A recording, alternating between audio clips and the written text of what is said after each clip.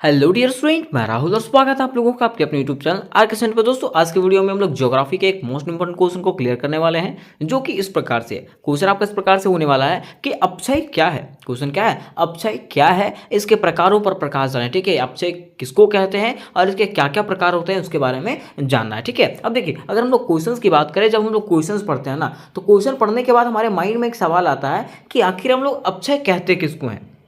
सवाल क्या आता है कि आखिर हम लोग अपक्षय कहते किसको है। ठीक है, तो देखिए अगर हम लोग बात करें अपक्षय का कि अगर आप अपक्षय किसको कहते हैं, तो अपक्षय का इंग्लिश वर्ड होता है वेदरिंग।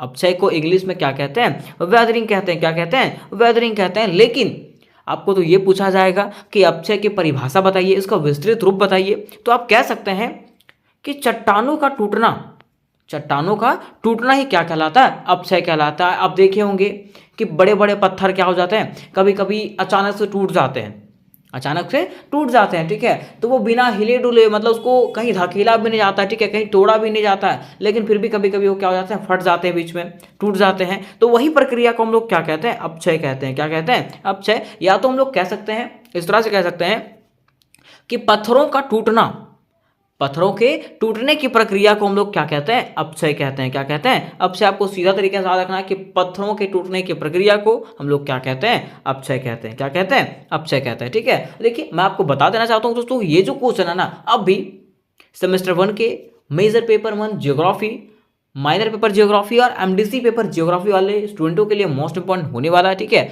और ये जो क्वेश्चन है ना, आपके एग्जामिनेशन के दृष्टिकोण से भी मोस्ट इंपॉर्टेंट होने वाला है। ठीक है, चाहे वो आप कोई भी स्टूडेंट हो, कोई भी ईयर के स्टूडेंट हो, चाहे वो क्लास 10th के हो, 12th के हो, ठीक है, सब जगह जो है ना ये क्वेश्चन आपके लिए इंपॉर्टेंट होने वाला है। ठीक है, तो चलिए हम लोग जानते हैं कि इसके परिभाषा कैसे लिखेंगे इसका, है ना, कि अपक्षय हम लोग किसको कहते हैं, इसके परिभाषा जब आप एग्जामिनेशन में लिखोगे ना, तो किस प्रकार से इसके परिभाषा लिखना है। ठीक है, तो देखिए स्टार्ट इस प्रकार से करना है, लिखना है चट्टानों के अपने स्थान पर ही टूटने फूटने की क्रिया को अपक्षय कहते हैं। मीन्स चट्टान है, कोई पत्थर है, और अपने स्थान पर ही वहीं पर रखे रखे अगर अचानक से वो टूट जाता है, फट जाता है, उसमें दरार पड़ जाता है ना, तो वही प्रक्रिया को हम लोग क्या कहते हैं? अपक्षय कहते हैं। क्या कहते हैं दोस्तों? अपक्षय। मैंने आपको बताया था कि चट्टानों का टूट जाना, अचानक से टूट जाना, अपने स्थान पर रहने के बावजूद भी टूट जाना, उसी को हम लोग क्या कहते हैं? अपक्षय कहते हैं। ठीक है, कहा गया है कि अपक्षय एक प्राकृतिक प्रक्रिया है। अपक्षय की अगर बात करें ना, तो अपक्षय क्या है? एक प्राकृतिक प्रक्रिया है। क्या है? प्राकृतिक प्रक्रिया है जो पृथ्वी के सतह पर या उसके निकट चट्टान, खनिज और मिट्टी को तोड़ती और बदलती है। जो क्या करती है? पृथ्वी के सतह पर रखने वाले चट्टान, है ना, खनिज और मिट्टी को क्या कर देती है?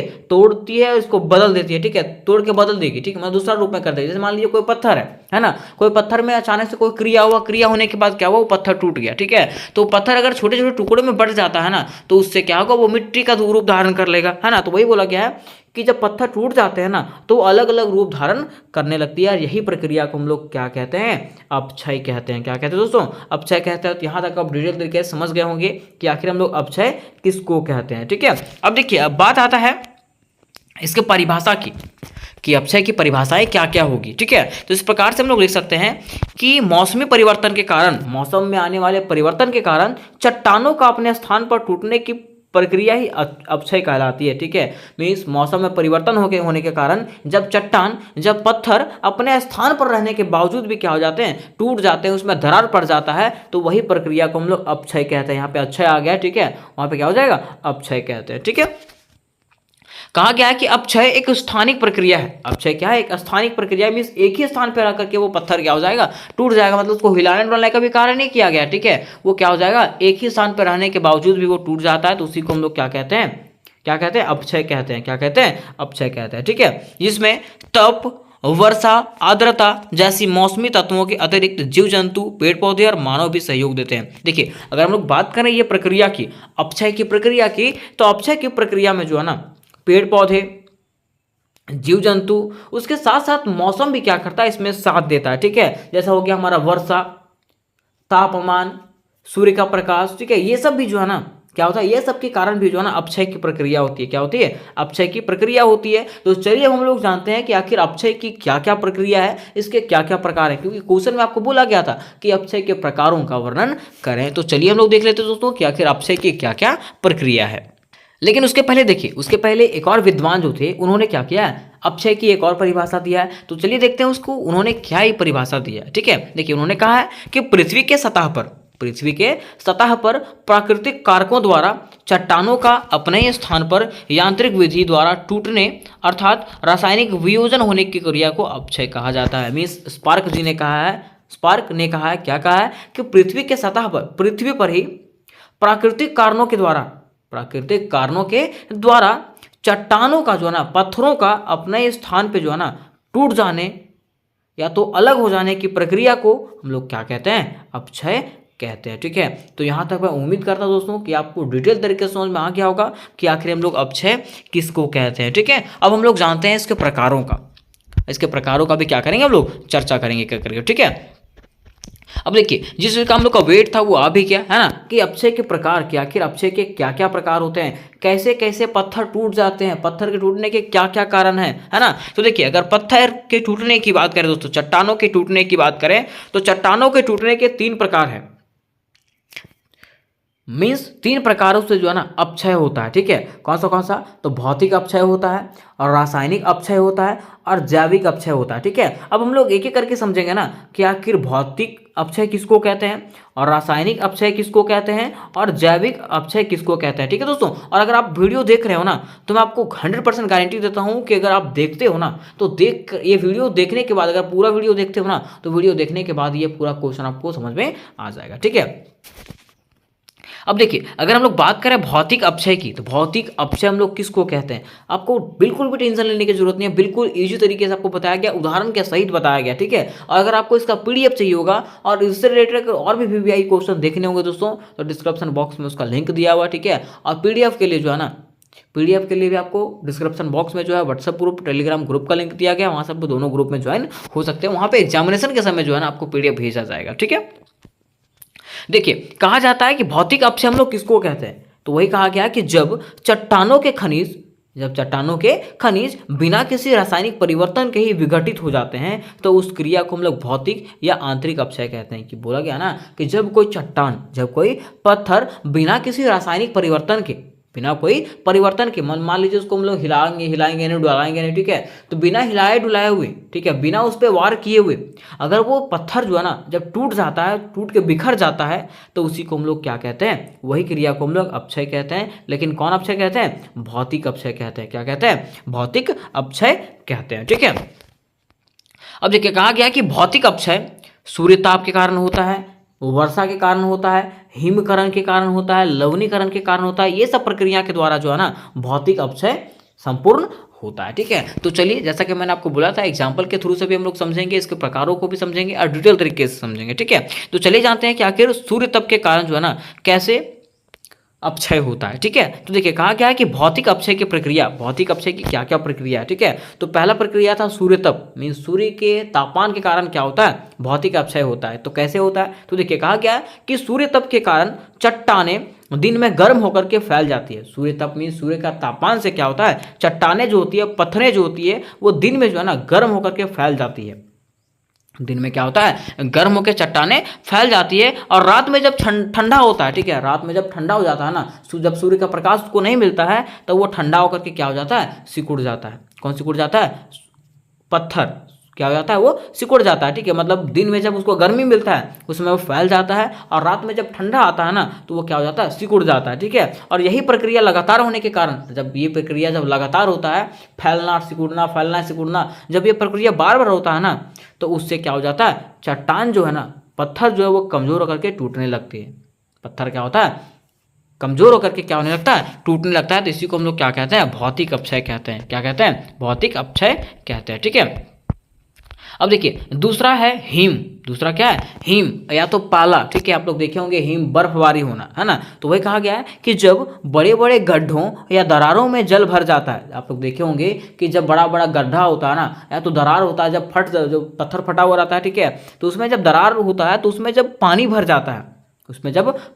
जाता है, तो वो क्या होता है, रात में जो है ना ठंडी के कारण जो है ना वो क्या हो जाता है, हिम बन जाता है। हिम मतलब बर्फ बन जाता है। वो क्या हो जाता है, ठंडी के कारण जो है वो बर्फ बन जाता है और दिन में जो है ना वो पुनः क्या हो जाता है, पिघल जाता है।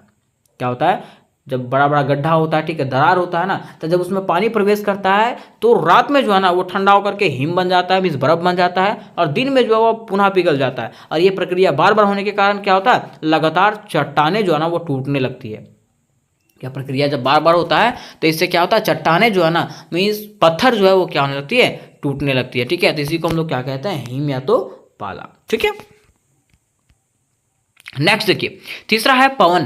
तीसरा क्या है, पवन। अब देखिए पवन जो है भौतिक अपक्षय के कारण कैसे बनता है, तो देखिए कहा गया है कि शुष्क प्रदेशों में तीव्र गति से चलने वाली पवनों के कारण, मीन शुष्क प्रदेश में क्या होता है, तीव्र गति से क्या चलता है, पवन चलता है, हवा चलता है। अब इसके कारण क्या होता है, चट्टानों के जो ऊपरी परत होता है, चट्टान में इस पत्थर का जो ऊपरी परत होता है ना, जब मान लीजिए खूब तेज हवा चल रहा है ना, तो उससे क्या होगा कि चट्टान का जो ऊपरी परत है ना वो घिसने लगता है। ठीक है, और वो टूट जाता है, क्या हो जाता है, टूट जाता है। और ये भी क्या होता है, भौतिक अपक्षय का एक कारण बनता है। ठीक है, तो यहाँ तक हम लोगों ने भौतिक अपक्षय की प्रक्रिया को समझ गया कि आखिर भौतिक अपक्षय कैसे होता है। ठीक है, अब देखिए दूसरा जो था आपका रासायनिक अपक्षय। दूसरा कौन सा था, और रासायनिक अपक्षय। अब हम लोग समझते हैं कि रासायनिक अपक्षय क्या होता है। तो देखिए कहा गया है कि इसमें ऑक्सीकरण, कार्बनीकरण, जलीकरण और गलन क्रिया के प्रभाव से चट्टानों के खनिजों एवं रासायनिक तत्वों में परिवर्तन हो जाता है। ठीक है, इसमें क्या बोला गया कि ऑक्सीकरण के कारण, कार्बनीकरण के कारण, जलीकरण के कारण, गलन क्रिया के कारण जो है ना, ये सबके प्रभाव जब चट्टानों पर पड़ता है ना, तो इससे क्या होता है, चट्टानों में परिवर्तन होने लगते हैं। ठीक है, और फलस्वरूप चट्टान जो है ना ढीला पड़ जाता है। ठीक है, क्या होता है, चट्टान में परिवर्तन होता है, चट्टान जो है ना, मीन्स पत्थर जो है ना, इससे क्या होता है, ढीला होने लगता है। और यही ढीला होने के कारण क्या कहलाता है, ये टूट जाता है। क्या हो जाता है, टूट जाता है। ठीक है, तो इसी को हम लोग क्या कहते हैं, रासायनिक अपक्षय कहते हैं। तो चलिए अब हम लोग जानते हैं कि रासायनिक अपक्षय की प्रक्रिया जो है कैसे कैसे, मतलब किस कारणों से रासायनिक अपक्षय होता है। ठीक है, तो देखिए पहला जो कारण है कार्बनीकरण। क्या है, कार्बनीकरण। ठीक है, देखिए कहा गया है कि CO2 गैस पानी के साथ क्रिया कर कार्बनिक अम्ल उत्पन्न करती है। अगर CO2 गैस की बात करें तो CO2 गैस क्या करता है, पानी के साथ मिल करके, पानी के साथ में क्रिया करके कार्बनिक अम्ल उत्पन्न करता है। क्या उत्पन्न करता है, कार्बनिक अम्ल।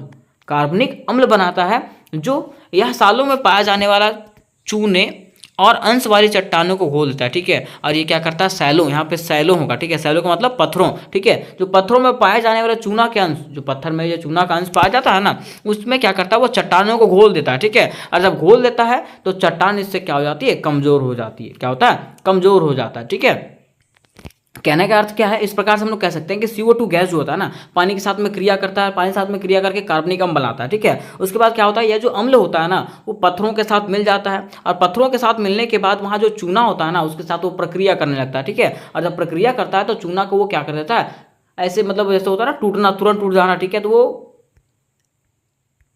चूना को खराब कर देता है। ठीक है, चूना पत्थर को क्या कर देता है, खराब कर देता है, जिससे क्या होती है, चट्टानें कमजोर हो जाती है और वो टूटने लगती है। ठीक है, चट्टानें जो है वो टूटने लगती है, तो इसी को हम लोग कार्बनीकरण कहते हैं। ठीक है, फिर नेक्स्ट देखिए, नेक्स्ट आपका जलीकरण। क्या है, जलीकरण। कहा जाता है कि जल में हाइड्रोजन गैस उपस्थित रहती है। अगर जल की बात करें तो जल में क्या उपस्थित रहता है, हाइड्रोजन गैस उपस्थित रहता है। कहाँ पे, जल में। ठीक है, और जैसे ही यह गैस सैलों के संपर्क में आती है, सैलो के मतलब पत्थरों के संपर्क में आती है, उन पर बहुत दबाव पड़ने लगता है। ठीक है, मीन्स जैसे यह गैस जो है ना, जब पत्थरों के संपर्क में आता है ना, तो उस पर क्या होता है, दबाव बनने लगता है। ठीक है, और कारणवश इसमें उपस्थित खनिज लवण चूर चूर हो जाती है। ठीक है, इसी कारण क्या होता है, इसमें जो उपस्थित खनिज लवण जो होता है वो क्या हो जाता है, चूर चूर हो जाती है, जिससे चट्टानों के स्तर उखड़ने लगते हैं। जिससे क्या होता है, चट्टान जो होता है ना, पत्थर जो होता है, पत्थर का स्तर जो है ना, धीरे धीरे क्या होता है, उखड़ने लगता है। तो इसी को हम लोग क्या कहते हैं, जलीकरण कहते हैं, हाइड्रेशन कहते हैं। ठीक है, फिर देखिए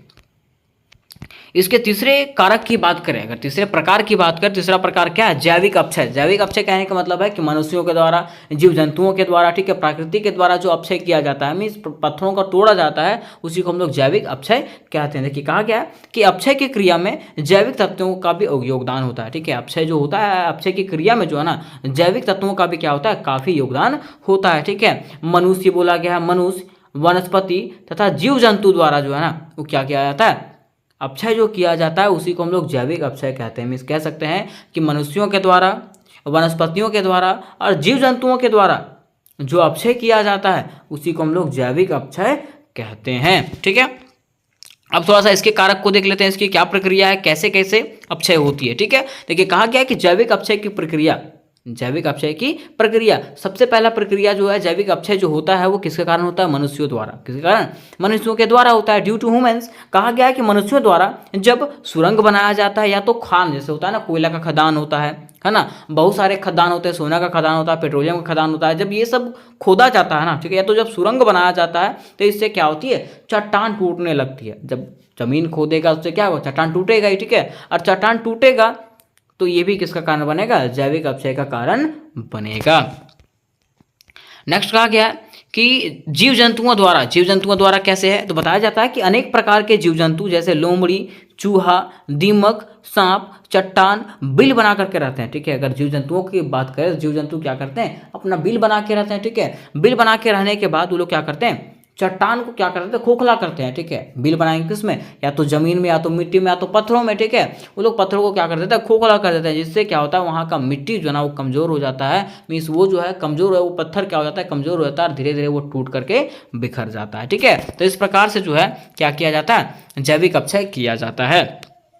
फिर तीसरा देखिए, वनस्पति द्वारा। क्या कि वनस्पति द्वारा कैसे अपक्षय किया जाता है? जैविक अपक्षय कैसे किया जाता है, ठीक है। तो देखिए कहा क्या कि वनस्पतियां या पेड़ पौधे निरंतर जमीन में घुसने का प्रयत्न करते हैं। अगर पेड़ पौधों की बात करें दोस्तों, वनस्पतियों की बात करें तो वनस्पतियों का जड़ जो होता है ना, पेड़ पौधों का जड़ जो होता है वो लगातार जमीन में धंसने का प्रयास करता है, ठीक है। जमीन को पकड़ने का प्रयास करते हैं वो लोग। कौन? वनस्पतियां और पेड़ पौधों के जड़, ठीक है। जिससे क्या होता है कि इससे सैलें या चट्टानें जो है ना कमजोर पड़ जाती है, ठीक है। जब वो चट्टान पर प्रभाव डालता है ना जड़, तो चट्टान को भी चिरते हुए वो बाहर अंदर चला जाता है ना। तो इससे क्या होता है? चट्टान जो है ना धीरे धीरे कमजोर पड़ने लगते हैं और वो क्या हो जाता है?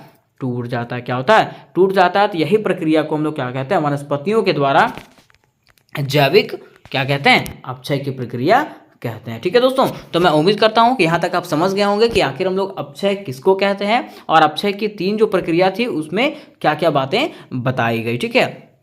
तो दोस्तों अगर ये वीडियो आपको अच्छा लगा हो तो अपने दोस्तों के साथ इसको शेयर करें, उसके साथ साथ चैनल को सब्सक्राइब कर लें, और इससे रिलेटेड अगर और भी आपको वीवीआई क्वेश्चन चाहिए होंगे तो डिस्क्रिप्शन बॉक्स में चला जाए, वहाँ पे सबका प्लेलिस्ट दिया गया है, वहाँ से आप लोग सारे वीवीआई क्वेश्चन को क्लियर कर सकते हो। तो मिलता है नेक्स्ट वीडियो में, तब तक के लिए जय हिंद, जय भारत।